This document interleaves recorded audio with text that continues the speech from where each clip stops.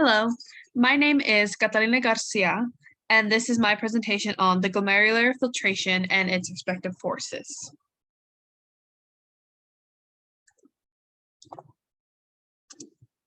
So today in this mini lesson, we're going to go over a general overview of the glomerular filtration and then go into the specific processes, as well as going into the glomerular filtration and urine production and research.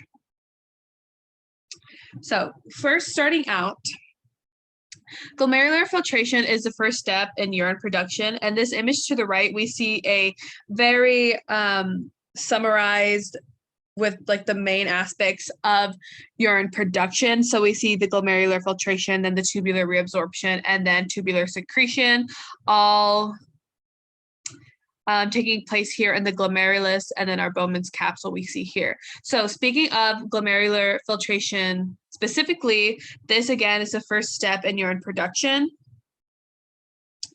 As it occurs, it is the filtration of a protein-free plasma from the glomerulus into the Bowman's capsule. And we're going to go into this, but first we have these layers of the glomerulus. We have the glomerular capillary wall, which is much thinner than the respective capillaries we know. And then we have the basement membrane and the inner layer of the Bowman's capsule. So these layers function as this very fine molecular sieve that actually retains blood cells and plasma proteins while allowing water and small solutes to pass through. So these layers are the filtration aspect of the glomerular filtration as a process. Again, this is the first step in urine production. And as we see here, we have our glomerulus and then our Bowman's capsule, and we can see how we have our afferent arterial and then our efferent arterial, which we will talk more about when we talk about the passive forces that the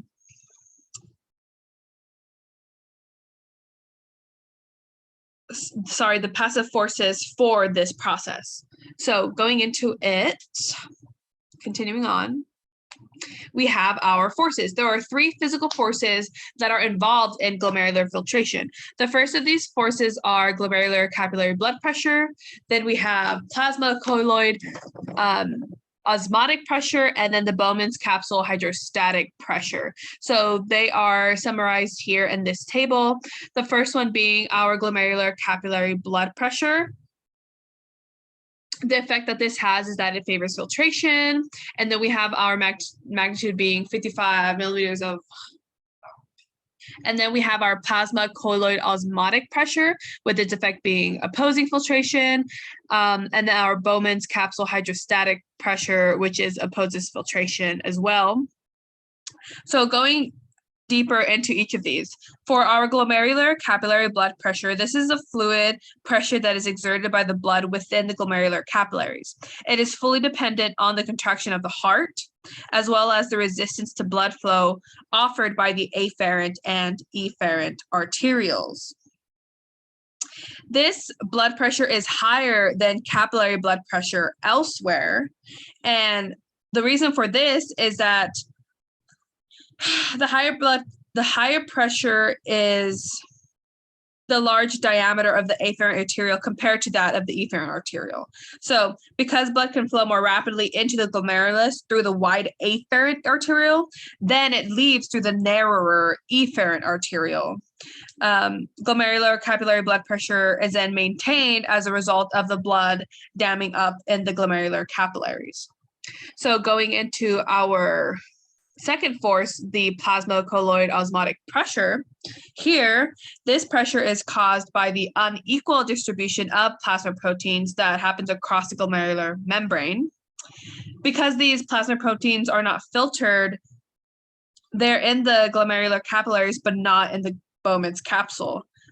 Accordingly, the concentration of water is higher in the Bowman's capsule than in the glomerular capillaries. This then results in the tendency for water to move by osmosis down the concentration created from the Bowman's capsule into the glomerulus, opposing glomerular filtration.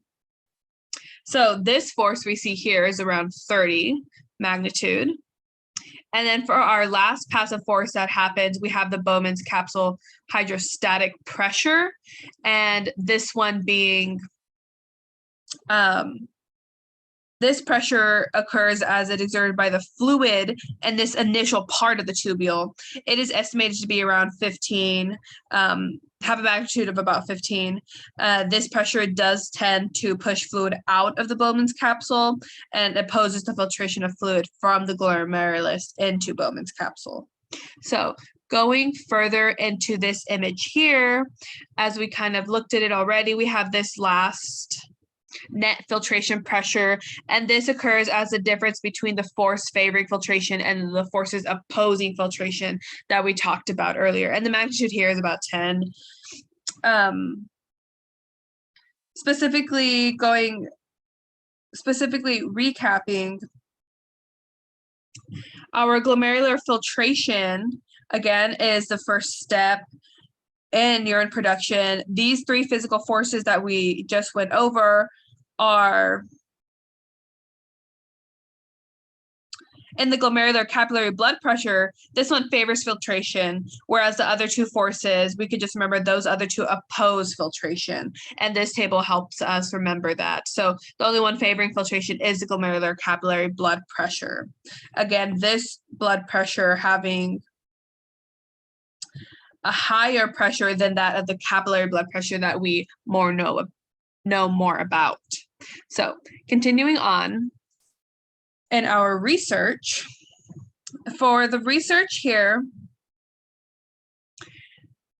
we see how in everyday prescribed drugs, there is an opportunity for alteration of our intrarenal hemodynamics, which can be directly toxic to our renal parenchyma, and as well as causing life-threatening renal impairment. So these drugs that we see here most happen with those patients who have comorbidities.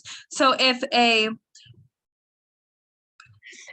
a doctor or whomever is prescribing these everyday commonly used drugs and these patients have comorbidities, there is a higher percentage of these patients that are especially at risk of having renal impairments because of the side effects of these everyday commonly used drugs. So for specifically talking about just a couple of these used drugs, this is a list of these drugs that have those side effects that could cause renal impairment for those patients that have comorbidities that make them applicable to these side effects. So in the first, we have diuretics that are particularly more potent.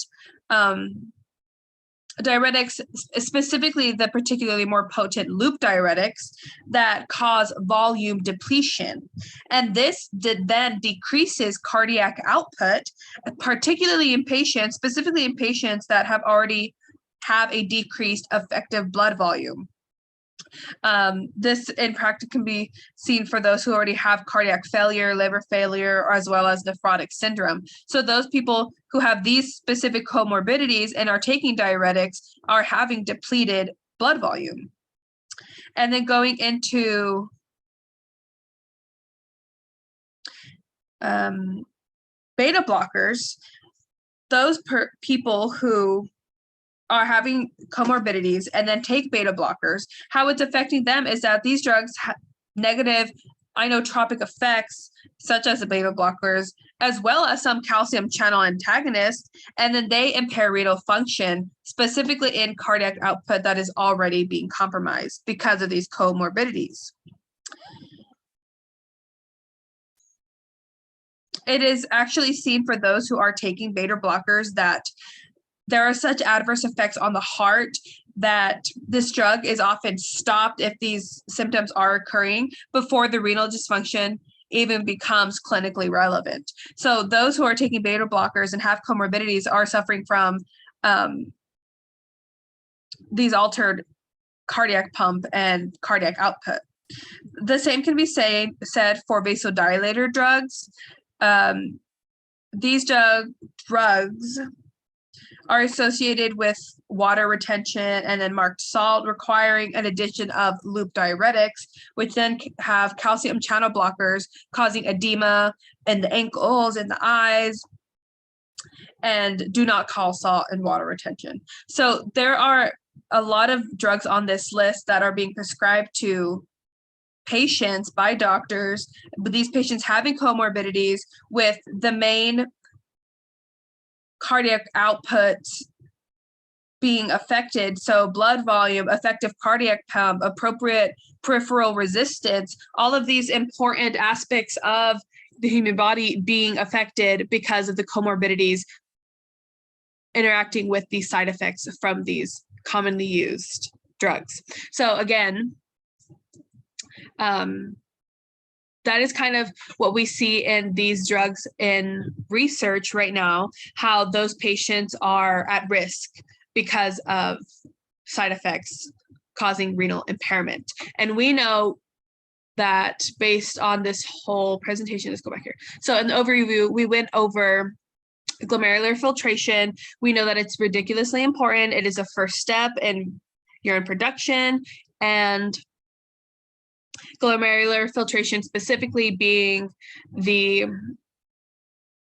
through its layers of filtration where blood cells and plasma are being retained while water and small solutes are being passed through. So again, my name is Catalina Garcia. This is my presentation on glomerular filtration. Oh, let me go to, these are,